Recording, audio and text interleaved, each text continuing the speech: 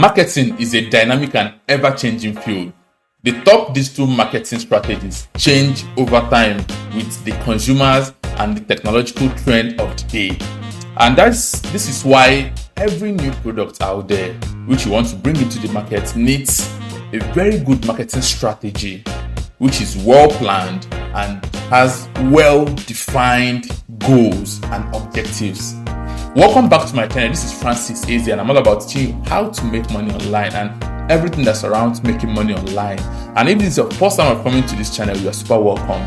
And if you are a returning viewer, you're also very much welcome. And I will indulge you to like this video. And if you are sincere about making money online or getting information and idea about making money online, then I would indulge you to go ahead to subscribe to this channel and smash that bell notification icon so that whenever I drop hot content like this on how to make money online, you will be among the first to be notified.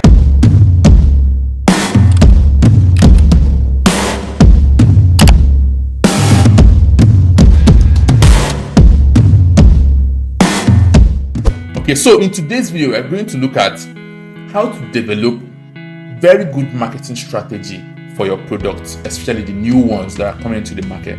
Okay, so we're going to look at 10 steps which you need to take to develop a solid and good marketing strategy for your product or for your new product. Okay, so before we dive right into it, what is marketing strategy? Basically, or simply put in a layman's term, marketing strategy is the entirety or the whole game plan of a business trying to get as much as prospective consumers as possible and then converting them to clients who use their product or their services. That's in summary what marketing strategy is. Everything that you see out there, all the bogus definitions and all that are just the icing on the cake. What marketing strategy stands for is just businesses trying to get, or everything that has to make a business get prospective consumers, as many of them as possible, and convert as many of them as possible to clients that use their services or their products. That's what marketing strategy is all about. So, what are the importance of marketing strategies? Okay, oftentimes, what most of us do, personally, I do that, is whenever I want to launch a new product out there, especially in my e-commerce business, what I do is already I have the plan all in my head. I know that I've actually done a research about the product or about the pain points or about the pains of a certain targeted audience, and I will go on to develop a product for them or import a product that's going to solve that problem. Already I have all these plans in my head and everything I need to do, but they're not written down. In fact, those plans are not smart.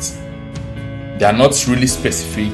They are not, relevant. They are not achievable. Like I don't attach time to the goals and to the objectives. So that way, it's just a virtual plan in my head, and I could go on to import this product, develop this product, and actually have a wonderful experience in the beginning.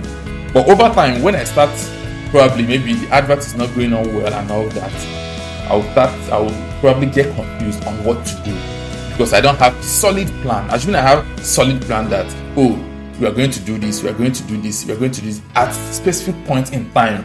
Whenever those time comes in, I'll simply go back to my marketing strategy plan and look at what is meant to be done at that point in time, and also everything that has to do with marketing that product. So to avoid this mistake of getting overwhelmed along the line with your product, you need a solid marketing plan. So marketing plan is not just an old document you hang over there or you forget over there on the shelf or you hide it away in your drawer.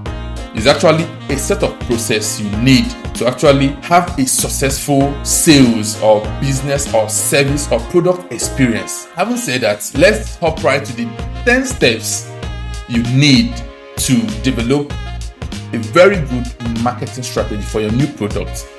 Meanwhile, I would like you to pay close attention to step number 6, 7, and 8. Okay, so you don't have to waste so much funds, on the wrong channels or on the wrong procedures trying to get as much sales as possible. Okay, it's majorly you trying to maximize profits on those steps number 6, 7, and 8. So pay close attention. So without wasting much of your time, the first step is to define your brand value and offering. or let's say your brand value and offer. Anyway, so what is that value your brand give? What are the core values of your brand? Okay, and always ensure that your value align with the pain points of your customers. Okay, it has to take care of the pains of your customers, and not just taking care of the pains of your customer. It has to align with the industry trend, and also it has to be beneficial, or it has to be valuable and competitive when it comes to the competitive environment of your business. Because it's not just having assuming you have a solution about a particular problem. Meanwhile, there's another business that is giving the same solution for that same particular problem, and you're not using a new angle to solve the same problem. Of course, your targeted audience are going to move to the business that is already established. Okay, so you have to be smart about it. And the simple formula to setting your brand value and offer is just to think of your customer's pain points. What problem is your brand solving, or is your business solving? Okay, that's the way to look at it, so you can have a proper brand value and offer. Okay, then the next one is identify client pain points and expectations. Oftentimes I see businesses, they don't do well simply because they fail to identify a specific customer pain point which their product or service solve, and that way they fail to communicate effectively. Okay, and there are different kinds of pain points for your customers. There is financial pain point, there is convenience, there is service, like the general experience your customer have going through the journey of getting to know your product, using them, and the after value of using your product. And there are 5 steps you can easily use to identify your customer's pain points. Okay, the first one is create your customer's journey map. Okay, that's the first one. The second one is survey your customers. Like, always have repetitive checks on what your customers want on the features or the, let me say, the points they actually highlight in terms of finding a solution for their pains. And also study your competitors, because most of your competitors must be providing solutions to this particular pain, and your customers need new ways. So in their reviews and all that, you should see what the customers are looking out for to extra augment that pain and to give them a better experience. That's the importance of identifying your customers' pain points and their expectations. Okay, then the next one is create your value proposition.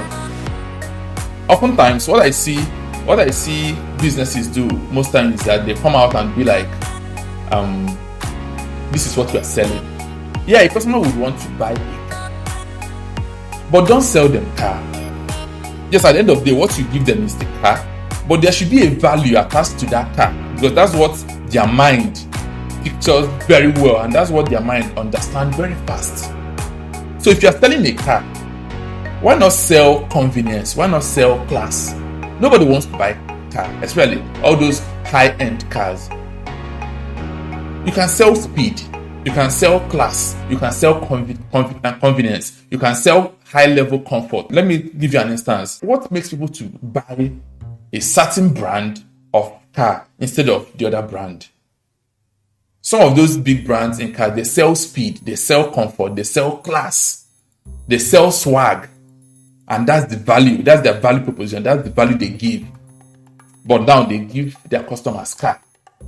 But the value behind that car is that speed, convenience, and all that. So you need to be very, very sure of the value you are giving out. So you create a proper value proposition in line with solving the pain points of your customers. Okay, so the next one is identify partners and potential collaborators. Of course, as a business, you cannot stand alone. You need to have partners and collaborators, because oftentimes you notice that a certain business or a certain organization or social media or personalities, they have audience, and their audience, in as much as they may not be selling the same product as you do or the same service as you do, but they have an audience that are also interested in your product or service. So that way you need to collaborate with them, you need to partner with them to make things easier for you. You can offer them something or a percentage and use their services and tap into their audience and make your movement. Okay? And that way you achieve so much success with your new products. Then coming to my promise, I mentioned earlier in this video that you should look out for point number 6, 7, and 8. So now the point number 6 is decide on the message and creatives of your brand. You have to have several creatives, because some audience are not just, you don't just have, a certain or a specific kind of audience. Audience cuts across maybe gender or age range or location and all that. So you need to craft out creatives and messaging that resonate with this audience at different locations and at different age and at different needs or pain points under the whole value or the whole solution you're trying to offer them. Very important, because if you don't get it right with the messaging, then all the step 1 to 5 you've taken is going to actually come off, unsuccessful, and you end up wasting your resources and not maximizing profit. Okay, then the next one, which is number 7, very important, is define your marketing channels. Very important. You need to know where you've done the real work of identifying your clients, creating value proposition, identifying partners and collaborators, creating these good and wonderful creatives and messages of your brand. But if you don't define your marketing channels, you will wobble everything. Imagine you trying to post a content that is meant to be on Facebook, on Twitter. It's not going to work out fine. Or picking the one that is meant to be on TikTok and placing it on Instagram. You're not going to, hit the point with the audience. You're not going to, resonate well with them, and that way they may not connect well with your messaging. And if they don't connect well with your message and your information about the product or service that you provide, then they will end up not buying from you, and that new product will start to have issues in terms of making you as much profit as you would have wanted to have. So in terms of looking out for your marketing channels, you could consider social media, influencer marketing. I've mentioned collaborators and partners earlier on. Then social advertising, content marketing, email marketing, push notification, organic traffic, and all that. Search engine optimization. All these things come into your marketing channel. So you need to actually know these marketing channels that are okay to push your message, and also ascribe a certain amount of work, budget, and focus on each of these channels. And that brings me to the point number 8, which is select a strategy and budget for each channel. You need to know the channel that gives you more results, or you need to know the channel that your target audience, come to more, or where they spend most of their time. And where you see that they spend most of their time, or where you see they cluster oftentimes, then it's better for you to put out more creative on that channel, put in more funds on that channel, and put in more work on that channel, so you can actually maximize profit. Let me give you an instance. Assuming you are marketing your product in 5 different channels. Maybe you are using influencer marketing, you are using TikTok, you are using Facebook, you are using Instagram, you are using billboard adverts. At the end of the day, when you check very well, you see that 2 or 3 of these channels perform so much better than the rest. No need of spending all your money in the 5 channels. Cut down to the 3 that do well for you, and that way you make more money and have high return on investment. Okay, so the next one is conduct market research. There is what you call product journey. After launch, there are different experiences from different class of audience. So you need to conduct market research, see the experience your customers are having with your product. What are they asking for? What extra feature are they requesting? And what are other businesses that offer the same solution as you? What are they doing? Because that way you tend to improve on this product and not go out of market. Let me give you an instance. If you check earlier on, TikTok started the whole short video vibe. Facebook never had it. Facebook was more post, do your video posts. It was after TikTok and Instagram developed short videos. That's when Facebook now attached stories to accommodate all those. So very important, you need to do your market research, see what your competitors are doing, see what your partners are doing, see the new features they are adding to their product, and also incorporate that to your product so that you can actually make more sales, be more relevant, and get as much audience as possible to your product. Then the last but not the least is analyze your results. Whatever thing you do in terms of marketing without analyzing your results, then you wouldn't really know what works well and the one that doesn't work well.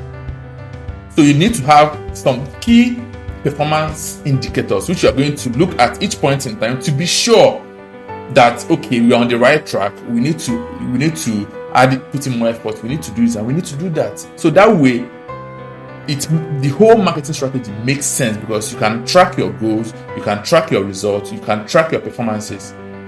Okay, so having been with me in this video up to this moment, I believe that I've given you enough information on how you can go out there and set up a super marketing strategy for your product or for your new product. Yes, I know that developing a marketing strategy could sound overwhelming, and it could actually appear overwhelming for a beginner, but start from somewhere.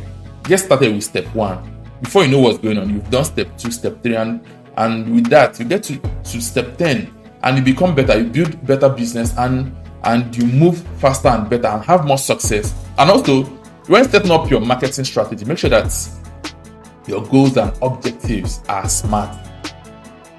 Let them be specific. Let them be measurable. Let them be achievable. Let them be relevant and also time bound. Ascribe time to every of your goals and objectives at each point in time in your product journey.